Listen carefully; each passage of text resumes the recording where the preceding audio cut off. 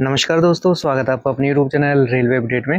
दोस्तों एक और आरआरबी के द्वारा यहाँ पे आपका डीवी लिस्ट आउट कर दिया गया है और ये जो डीवी लिस्ट है ये है आपकी रिवाइज डीवी लिस्ट जो कि एनटीपीसी ग्रेजुएट लेवल की है, यानी कि आपकी CN 05 2024 की जो वैकेंसी है उसके रिगार्डिंग है। रिवाइज डीवी लिस्ट क्यों बोल रहा हूँ मैं, क्योंकि ऑलरेडी ये जो आपकी डीवी लिस्ट है ये आउट हो चुकी थी और इसका जो आपका डीवी शेड्यूल भी हो चुका था, लेकिन यहाँ पे एडमिनिस्ट्रेटिव रीजन की वजह से 24 जुलाई को यहाँ पे एक नोटिस आता है जिसकी वजह से आपकी जो डीवी डेट थी वो यहाँ पे रीशेड्यूल हो गई थी और उसी का यहाँ पे आपका रिवाइज डेट जारी कर दिया गया है। तो आरआरबी तो आप समझ ही गए होंगे कि कौन सी आरआरबी का यहाँ पे रीशेड्यूल हुआ था। तो चलिए दोस्तों, इस वीडियो के अंदर हम देखने वाले इंपॉर्टेंट पॉइंट्स एंड क्या डीवी डेट अभी रखी गई है, क्या ब्लॉक डेट आपकी रखी गई है। चलिए वीडियो को शुरू करते हैं। अगर आप हमारे चैनल पर न्यू है तो प्लीज चैनल को सब्सक्राइब जरूर कर लीजिएगा और बेल आइकन को ऑन कर दीजिएगा। तो देखिए दोस्तों, सबसे पहले बात करते हैं आरआरबी की। तो यहाँ पे आरआरबी आपका भुवनेश्वर है जिसने आपका रीशेड्यूल किया था डीवी डेट को एडमिनिस्ट्रेटिव रीजन की वजह से। यहाँ पे आप देख सकते हैं CN 05 2024 एनटीपीसी कैटेगरी जो है आपका ग्रेजुएट लेवल की है। यहाँ पे आपका रिवाइज शेड्यूल किया गया है डॉक्यूमेंट वेरिफिकेशन और मेडिकल एग्जामिनेशन के लिए।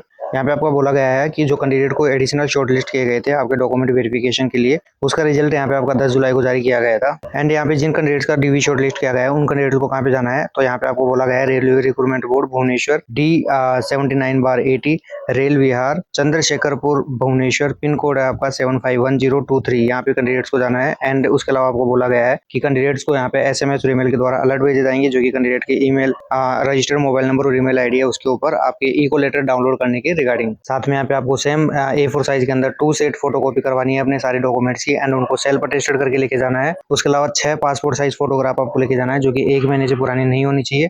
और यहाँ पे आपके जो कैंडिडेट्स की फॉइल कॉपी है, यानी कि आपके जितने भी CBT यहाँ पे हुए थे, CBT 1 CBT 2, इनका आपको क्या लेके जाना है, जो कैंडिडेट फॉइल होता है जब आप एग्जाम देने जाते हो वहाँ से आपको रिटर्न में मिलता है, वो यहाँ पे आपको फॉइल लेके जानी है। अगर मान लीजिए बाय द वे बहुत सारे कैंडिडेट्स के पास वो जो फॉइल्स रहती है वो हो जाती है, तो उसकी जगह आप क्या करोगे ना, अपने पास जो PDF पड़ी होगी इको लेटर की उसका प्रिंट आउट निकलवा के वो ले जाना है। नेक्स्ट यहाँ पे बोला गया है कि कैंडिडेट के एप्लीकेशन फॉर्म में या फिर ओरिजिनल जो आपके सर्टिफिकेट्स है उनके अंदर यहाँ पे फादर नेम, मदर नेम या फिर आपके खुद के नाम में भी स्पेलिंग वगैरह कुछ भी एरर है तो उसके लिए आप एक एफिडेविट बनवाएंगे जो कि नोटरी या मजिस्ट्रेट के द्वारा इसको अटेस्टेड करवाना है।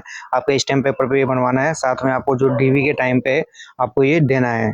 एंड उसके अलावा बोला गया है कि कैंडिडेट्स को यहाँ पे अपने डीवी के अंदर सारे के सारे ओरिजिनल डॉक्यूमेंट्स यहाँ पे देने पड़ेंगे। यहाँ पे आपको एक्स्ट्रा टाइम नहीं दिया जाएगा। अगर मान लीजिए डीवी के अंदर आप सारे डॉक्यूमेंट्स नहीं देते हैं तो आपका कैंडिडेचर कैंसिल कर दिया जाएगा, लेकिन ऐसा नहीं होता, आपको ब्लॉक डेट का टाइम भी यहाँ पे दिया जाएगा। उसके बाद में यहाँ पे बोला गया है कि आपका जैसे ही डीवी कंप्लीट हो जाएगा सक्सेसफुली, उसके बाद में आपको मेडिकल एग्जामिनेशन के लिए भेजा जाएगा जो कि आपका रेलवे हॉस्पिटल लोकेटेड है आपके संबलपुर, खुर्दा रोड और आपके भुवनेश्वर। तो यहाँ पे 3 जगहों में आपको कहीं पे भी भेजा जा सकता है जो कि रेलवे हॉस्पिटल है वहाँ पे।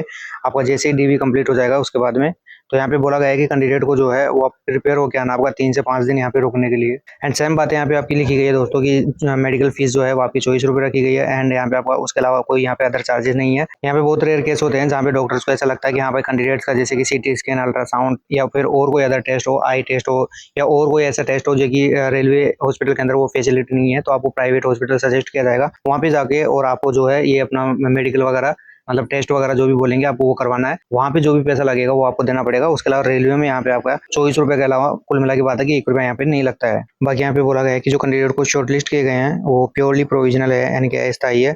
यहाँ पे अगर रेलवे को लगता है कि कैंडिडेट के द्वारा दी गई जानकारी अधूरी है या फिर कैंडिडेट का जो बिहेवियर वगैरह है वो सही नहीं है, तो उनका कैंडिडेचर यहाँ पे कैंसिल किया जा सकता है। बाकी यहाँ पे ऐसा कोई इंपॉर्टेंट पॉइंट नहीं है जो कि बताने लायक हो। यहाँ पे आप देखोगे तो डीवी से पहले आपको क्या करना है, जो डॉक्यूमेंट वेरिफिकेशन पोर्टल है, ऑनलाइन पोर्टल OIRMS, वहाँ पे आपके सारे के सारे रिक्वायरमेंट जो रिक्वायर्ड डॉक्यूमेंट है वो उनको स्कैन करना है। स्कैन करके एज इट इज आपको अपलोड करना है।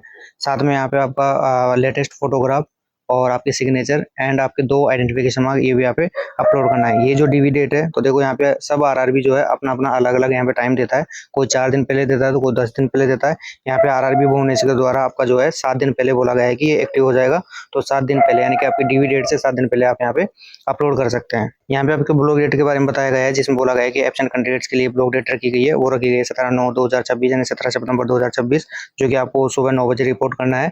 और रिपोर्ट किनको करना है, तो जो कैंडिडेट मेन डीवी जो आपका रेगुलर डीवी है उसके अंदर नहीं जा पाते हैं तो पहले तो उनको वैलिड रीजन बताना पड़ेगा और उसके बाद में ही उनका डीवी मेडिकल यहाँ पे होगा। जैसे कि आपका यूनिवर्सिटी गवर्नमेंट एग्जाम हो या फिर आप बीमार पड़ गए, इसकी वजह से नहीं जा पाए हैं, तो ये रीजन आपका होना चाहिए। इसके अलावा यहाँ पे अदर रीजन कोई भी एक्सेप्ट नहीं किया जाएगा। अगर मान लीजिए अदर रीजन आप बताते हैं तो आपका कैंडिडेचर यहाँ पे कैंसिल कर दिया जाएगा। साथ ही साथ आपका इको लेटर जो है वो फ्रेश इको लेटर यहाँ पे इशू नहीं किया जाएगा। जो अभी आपका दिया गया है इसी इको लेटर को डाउनलोड करके आपको रख लेना है। डीवी डेट की बात करते हैं तो यहाँ पे आप देख सकते हैं आपका रोल नंबर और डीवी डेट दी गई है, जो कि सबसे पहले जो डीवी डेट रखी गई है आपकी 1 सितंबर रखी गई है, जो सुबह 8 बजे आपको रिपोर्ट करना है। एंड जो मेडिकल डेट रखी गई है वो आपकी 2 सितंबर रखी गई है। तो जहाँ पे आप देख सकते हैं यहाँ पे जो कैंडिडेट्स का रोल नंबर दिया गया है, ये कैंडिडेट्स को 1 तारीख को यहाँ पे रिपोर्ट करना है। फर्स्ट शिफ्ट में आपके टोटल 25 कैंडिडेट है।